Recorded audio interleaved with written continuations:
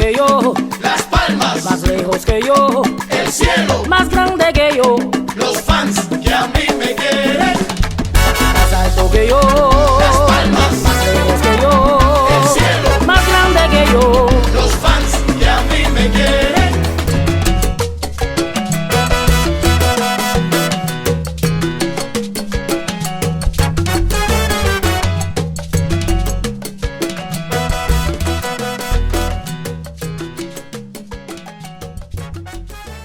Bienvenido, Pedro.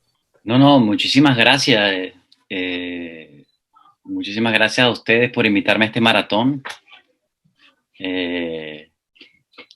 Encantado de poder encontrarlo a distancia, además. Claro que sí. Pedro, lo primero que nos llama la atención de tu documental, por el cual además te felicito por el éxito que has acumulado con este documental, pero sobre todo por el hecho mismo de que existe un documental como este aquí en Quebec. Nos gustaría saber de principio cómo nace la idea de un proyecto tan peculiar como, o sea, narrativo como el que trae Sur le toit d'Havane. La verdad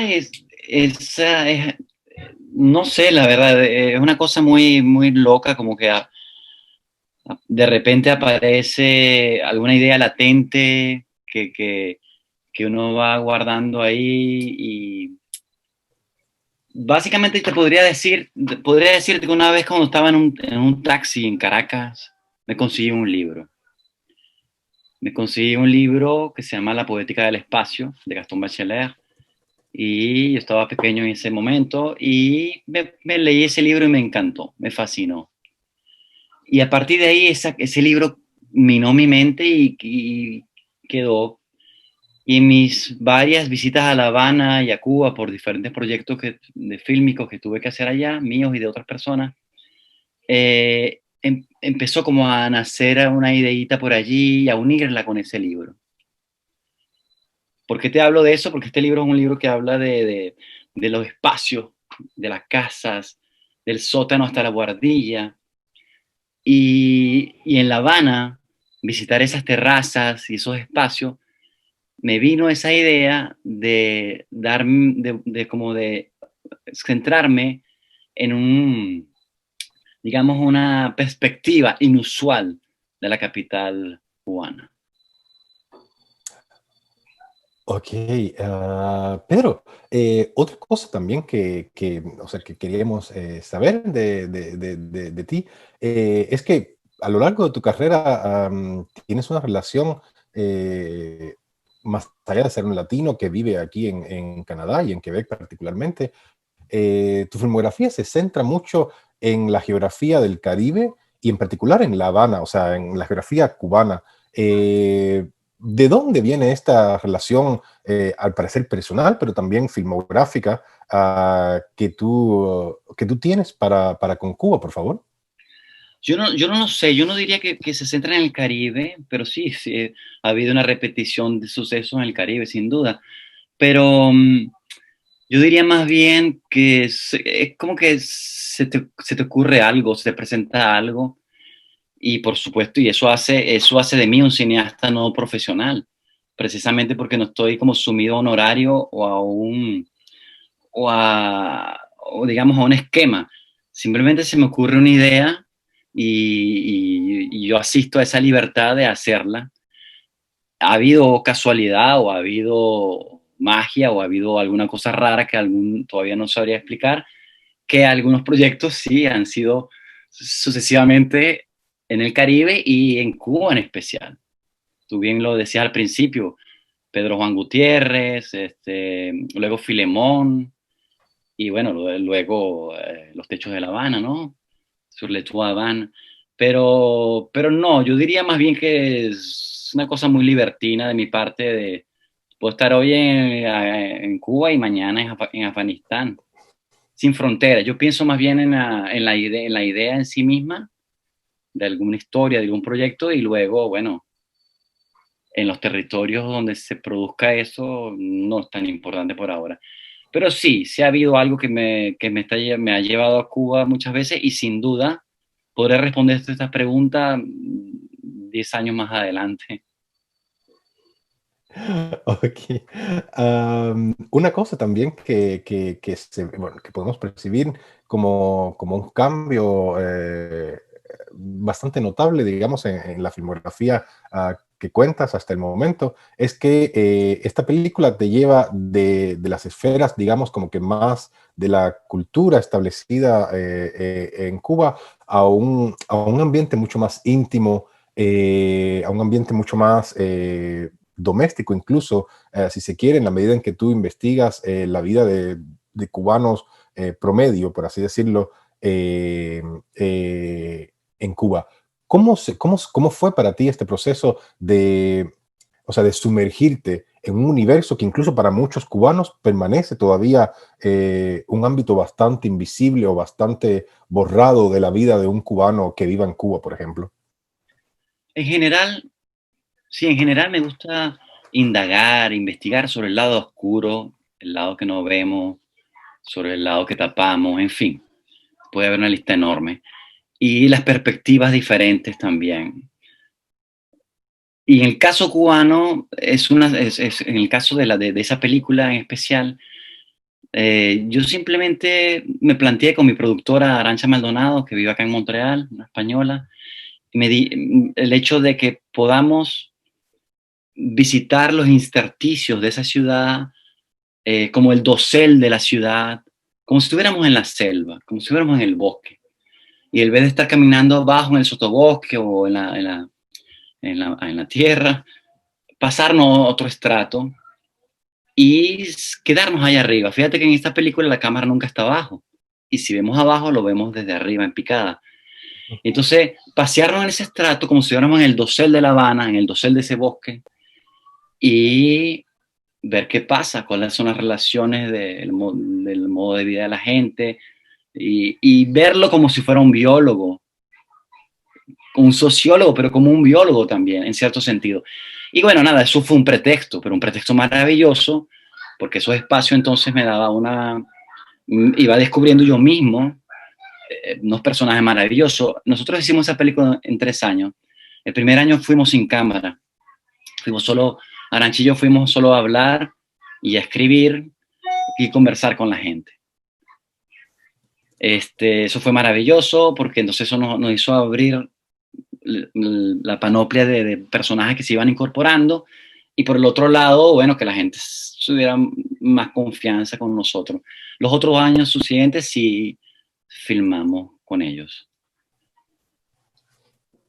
Pero te digo, se han hecho muchas películas maravillosas de La Habana y de Cuba, y era un reto enorme, ¿sabes? Yo soy Cuba, en fin, entre otras. Desde los rusos hasta los alemanes, en fin. Y la idea no era competir con eso, pero sí agarrar un punto de vista diferente. Fíjate que en la película no hay, incluso hasta la música, ni siquiera estamos, ¿sabes? Con una cosa que más o menos podría inmediatamente escuchar el chan chan o algo así. Entonces, esa perspectiva me gustó, y esa posibilidad de escaparnos y poder viajar en esos puentes fue maravilloso. Yo debo de confesar, Pedro, que, o sea, he visto tu película ya varias veces, también porque, como te había platicado en otras ocasiones, o sea, me interesa profesionalmente, y en conversaciones con algunos de mis colegas, también cubanos, migrados, que trabajan justamente, o sea, digamos, en el mundo de la investigación cinematográfica, todos coincidimos un poco en que es sinceramente uno de los documentales por un extranjero hecho en Cuba sobre Cuba que nos trae las imágenes más cálidas. O sea, hay una belleza y una poesía justamente en esas imágenes, en esa crudeza que es sencillamente increíble, o al menos no usual. Lo cual me lleva a preguntar o sea, toda esta visualidad tan cuidada y esta cinematografía tan pensada también, ¿cómo se hace una aventura de este tipo en términos de una coproducción, de una producción, por así decirlo, extranjera en Cuba, es que ustedes se apoyaban en instituciones como el ICAI, como el ICRT, o fue sencillamente una especie de deseo de voluntad y de guerrillas de ir a filmar en Cuba y de hacerlo por ustedes mismos. No, pues, sino, el trabajo fue independiente, es una película canadiense, hecha acá con fondos canadienses, pero por supuesto tuvimos que hacer contacto con el ICAI, con todo, es como la comisión fílmica del país, para los permisos y esas cosas. Entonces, claro, tuvimos los permisos y el resto, bueno, siguió pasando como pasan nuestras cosas, pues fuimos construyendo la película, pero sí, se estableció una relación de permisología, más que de trabajo, porque como era un documental, si hubiese sido una ficción, hubiésemos incluso incorporado a algunos trabajadores de allá, pero en el caso de este documental sí contratamos gente, pero era la persona que nos conducía, el que nos ayudaba en el catering, un músico muy bueno, Víctor, que nos ayudaba también un poco como productor de campo, pero simplemente obtuvimos el permiso del ICAI y todo fue sin problema, realmente, no hubo ningún... Ellos ni siquiera nos pidieron, solo nos pidieron la sinopsis de la película y cuánto iba a costar, cosa que no sabíamos en ese momento. Porque empezamos a hacer la película sin dinero. Discúlpame. Empezamos a hacer la película sin dinero y así poco a poco fue entrando el dinero del Consejo de Arte Canadá, hasta SODEC, y fue una maravilla. Y tú hablabas de la fotografía, ganamos el Canadian Screen Award. Es increíble, ganamos el Oscar canadiense. Es mejor fotografía. Muchísimas felicidades, eso no lo sabía, sinceramente. Sí, ganamos, fuimos nominados a los Yutra, perdón, a los Yutra, no, a los Ciris. Tuvimos 2 nominaciones, sonido y fotografía. Y ganamos, en el caso canadiense, ganamos el Canadian Screen Award, mejor fotografía. Porque desde el principio dijimos, mira, vamos a filmarlo de verdad, ya que estamos haciendo esto con tanta libertad, pues también hagámoslo con tanta libertad de acción y de calidad. Filmamos con lentes como si hubiésemos usado lentes para una ficción. Cada lente pesaba 1 kilo, 1,5 kilos, y trabajábamos en las azoteas donde no había sensores. Entonces imagínate tú la locura de subir ahí. Más el calor. Hace calor y por eso filmábamos, nos levantamos a las 4 de la mañana y a las 8:30, 9 parábamos. Sí. Volvíamos a empezar otra vez a las 3, 4 de la tarde hasta que anochecía. Entonces fue un ritmo muy interesante en el que se incorporó un sonidista canadiense venezolano, René Portillo, y mi asistente de dirección, Gustavo Marcano, de Venezuela. Éramos un equipo muy pequeñito, muy pequeñito. Entonces, por lo que entiendo, digamos que era casi como una especie de pequeña comunidad latina residente en Canadá que se aventura a filmar esta película en Cuba. ¿Puedes, no sé, quizás desde tu punto de vista, darme un poco más digamos, de detalles sobre cómo fue esta experiencia justamente de tantos latinos que viven en el norte, digamos, en Canadá, que regresan a un país que no es ni siquiera el suyo? ¿Cómo fue ese diálogo, digamos, intercultural, intergeográfico también, de alguna forma? Yo no sé, hay algo muy raro con Cuba, hay algo muy raro con La Habana, que hace que se tejan unos puentes y unas conexiones muy interesantes, incluso esotéricas. Y entonces, ¿sabes? Nos encontramos, Gustavo venía de Caracas, de Venezuela, nos encontramos en La Habana, René venía de Montreal y yo de acá, Arantxa también de acá. Y nada, es interesante estar ahí en esa isla tan particular, haciendo este proyecto tan particular. Y empieza a entrar como una magia y empieza a entrar como un proceso muy lindo de creación y de construcción, y trabajábamos muy fuerte, muy duro, y a la vez era muy interesante. Luego al final del día, ¿sabes? Cuando estás allá en el hotel, alquilamos una casita particular donde estábamos todos juntos, ¿sabes? Una, dos, tres cervecitas y los comentarios y la vivencia. Por ejemplo, mi sonidista, cuando estábamos grabando, se le salían las lágrimas, cuando estábamos grabando haciendo sonido directo, y yo lo miraba y yo, güey, está pasando algo, ¿no? Es que estaba tan conmovido con lo que estaba escuchando. Entonces, cosas como esa muy linda, de una calidad humana enorme. Hay cosas que no se dicen en la película, pero que, por ejemplo, el poeta de la película, el poeta que toca el cajón, Omar Pérez. Omar Pérez es un intelectual cubano muy, muy interesante, muy, muy políglota, etcétera, y es el hijo del Che Guevara. Es el hijo ilegítimo, pues, el que no reconocieron la marca registrada Guevara, ¿no?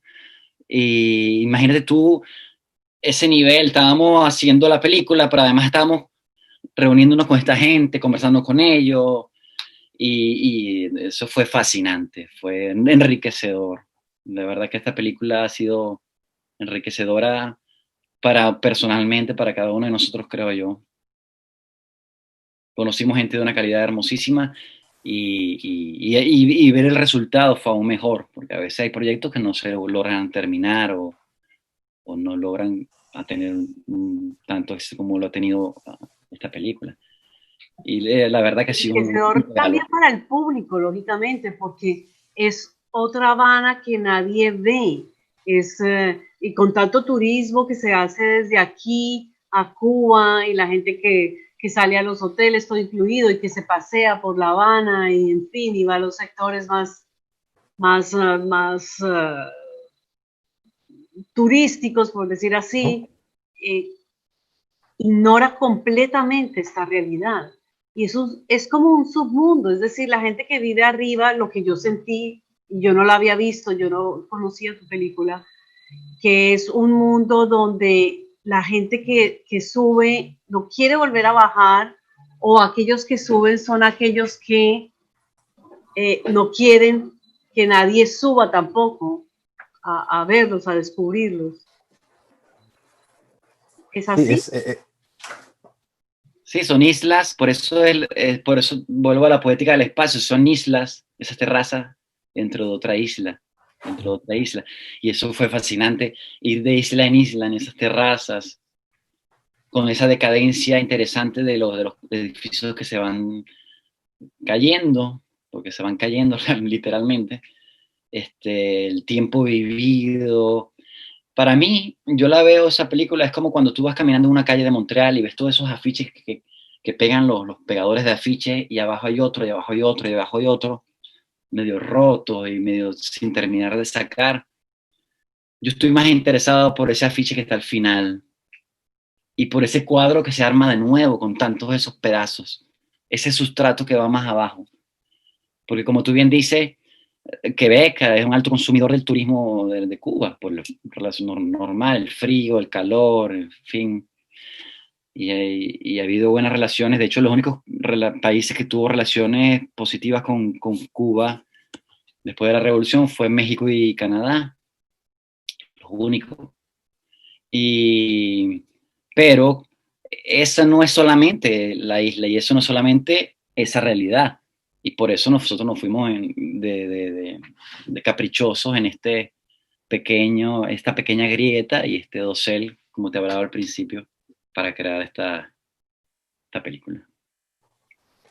Otra cosa que ciertamente es de felicitar en esta tu película, Pedro, es el hecho de que recientemente ha habido todo un cúmulo de películas quebecuas que han decidido ir a filmarse en Cuba, pero que raramente hacen de Cuba el tema central de su filmografía. Estoy pensando en películas como Mafia, INC,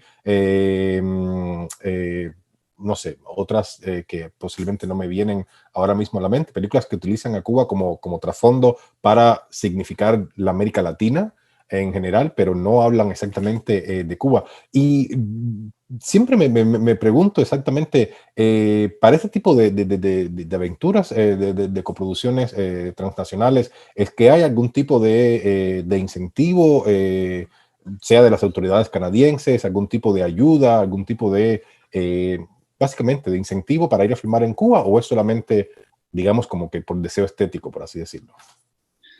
Sí, no hay ningún incentivo en lo absoluto. Hay, hay coincidencias y hay líneas que se unen. Lo que pasa es que si tú ves casi toda la filmografía, incluso las series de televisión hoy en día, las series alemanas o las series locas por ahí, o sea, allá había, perdona que voy para atrás, hay un investigador que dice uno más ve, un investigador de lo visual, decía uno más ve mientras uno más conoce. ¿Qué quiero decir con eso? Que quiero decir que La Habana y Cuba sale en casi todas las series de televisión, pedazos, desde las alemanas hasta las noruegas. Es increíble. Un día te doy un ejemplo. Un día escucho una guitarra y yo le digo a mi mujer, ¿estás escuchando a Leo Brauer? Me dice, no, estoy viendo una serie de Netflix. Yo, ¿what? Entonces veo, y era una serie alemana, y resulta que están en una terraza, en una azotea, ahorita le olvidé el nombre, de un restaurancito que se ha vuelto muy famosito, y está una chica tocando como si fuera Leo Brauer. Leo Brauer es uno de los grandes guitarristas vivos de Cuba. Entonces, un ejemplo como ese.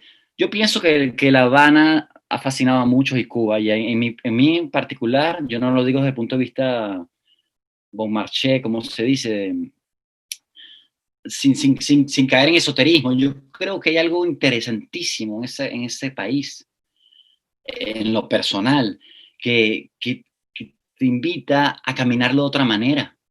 Y mientras vas más caminando, te vas acercando a uno mismo y a ti mismo. Entonces, esa cosa loca que hay ahí, yo estoy seguro que ha seducido también a otra gente y a otros creadores.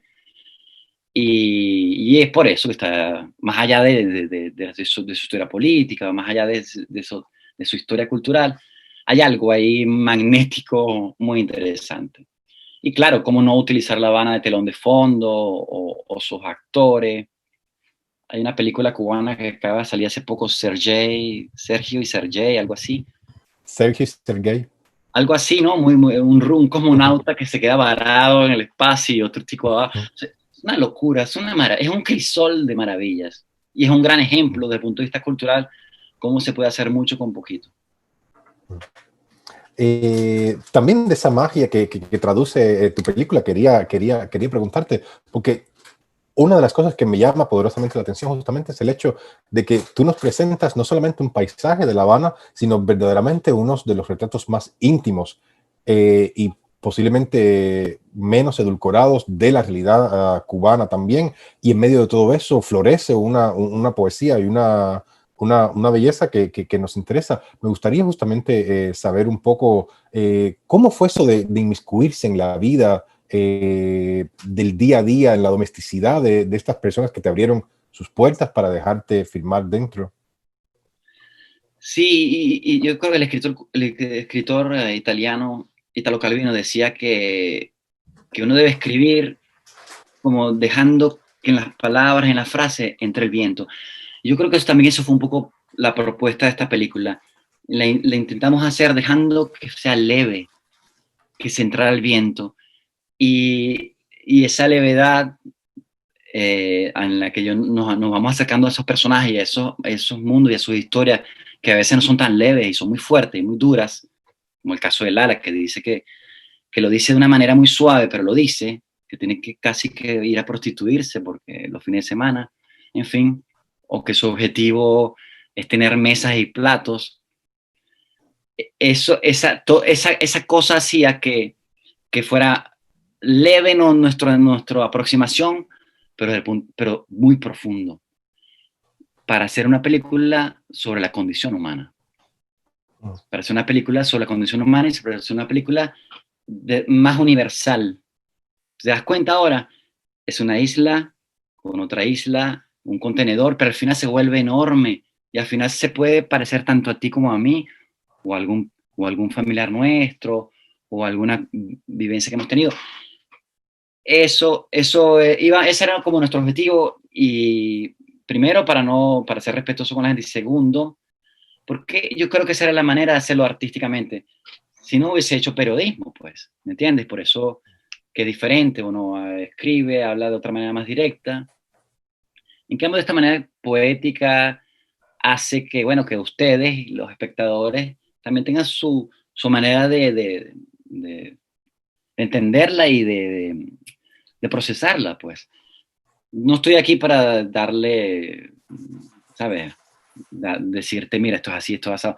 Simplemente acercarte como una ola, mira esto, y ser más sensorial, mucho más sensorial. Y esa película la traemos de una manera más sensorial, a pesar de que hay gente pasando trabajo, a pesar de que hay gente pasando trabajo muy contenta, y a pesar de que la gente vive una vida muy dura, como el Rafta, y al final lo toma como una bendición y lo trastoca. Entonces, como te digo, es un viaje espiritual esa película, es un viaje espiritual. E intentamos ser muy respetuosos, bueno, porque también somos latinos, intentamos ser respetuosos, porque creo que es la manera de abordar a la gente también. Y intentamos ser respetuosos porque también no es fácil entrar en la vida de la gente con un camarón y un equipo de filmación.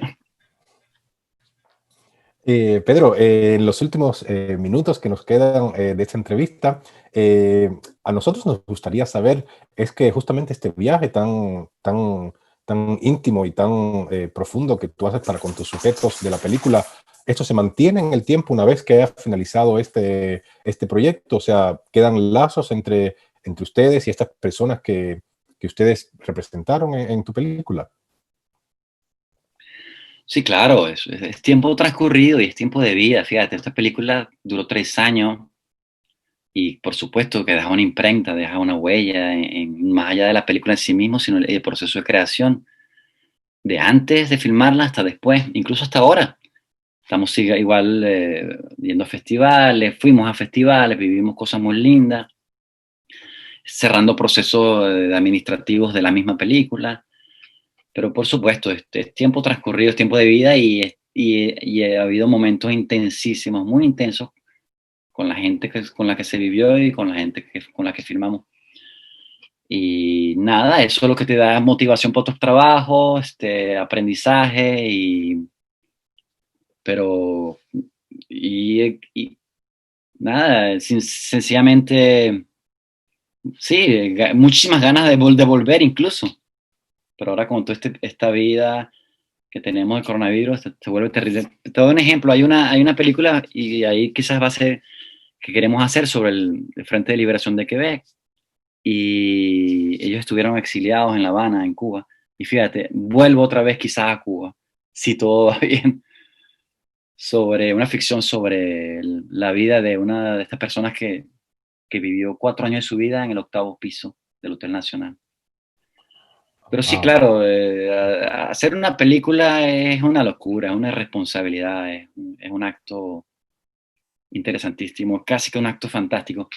Y, y cuando uno lo logra y es más para un latinoamericano y lo concibe y es concreto, al mirarlos de lejos retrocedes y dices, wow, qué locura, qué empresa en la que uno se embarcó y qué locura haberlo logrado.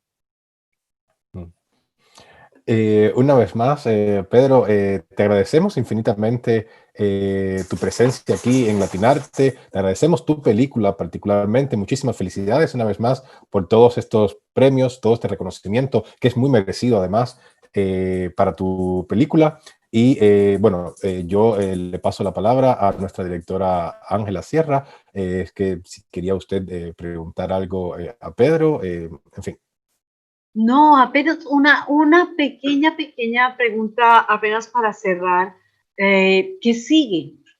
Sí, bueno, tal vez sobre la persona del Fondo Nacional, del Frente Nacional, pero con esta relación donde cuando dices que son tiempos de vida y son momentos que se compartieron, estas relaciones sí, es decir, entras a la casa de estas personas, tomas un momento de vida y después, digamos, que se haga la película sobre otro personaje de Cuba y que tengas que volver a Cuba, ¿reanudas comunicación con esas personas? Sí, claro, tengo comunicación con algunas de ellas, con Omar, con Jean, con otras es difícil comunicarme, con Víctor. Sí, no, esos lazos continúan. Y por supuesto, si vuelvo ahora, me gustaría ir. Yo les envié las copias de las películas, algunos han visto la película, y esos lazos continúan, sin duda.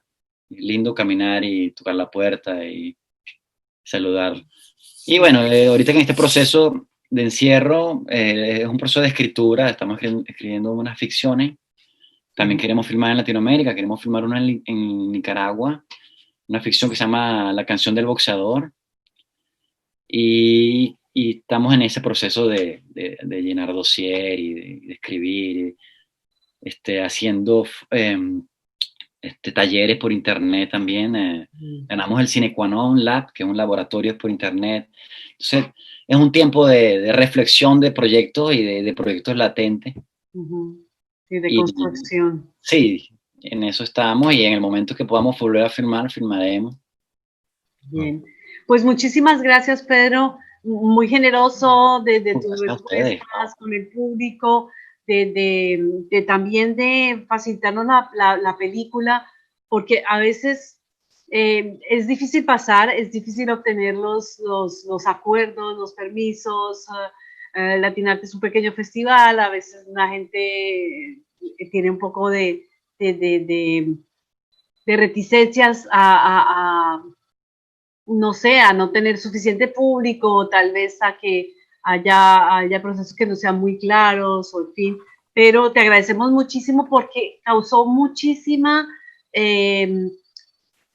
Sur les toits Havane es una película que la gente quiere ver y que la gente tal vez la perdieron de vista porque no alcanzaron a verla cuando estaba en difusión, y que causó siempre una solicitud muy grande para hoy, para verla dentro del maratón y para verla en el enlace privado. Así que te agradezco muchísimo. No, Ángela, gracias a ustedes por la conversación y la invitación, porque nosotros creemos que lo pequeño es hermoso, así que no importa si es un pequeño festival o un gran festival.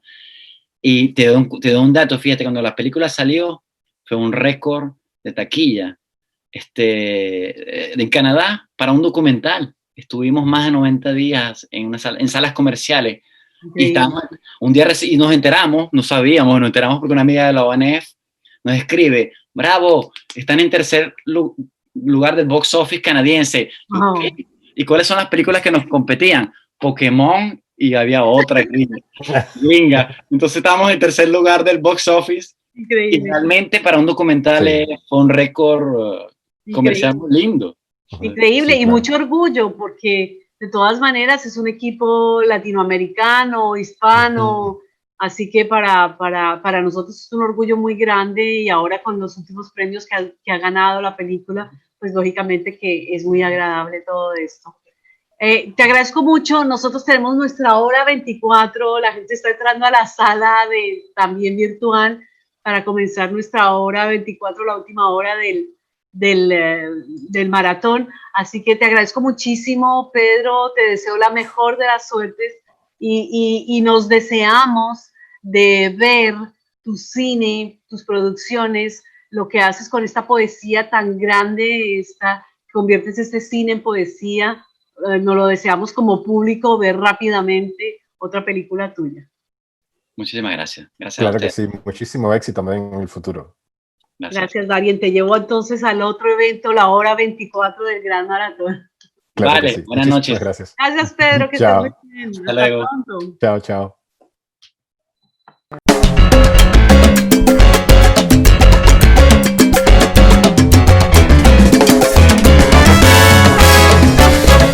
Más alto que yo, Las palmas, más lejos que yo, el cielo, más grande que yo. los fans que a mí me quieren.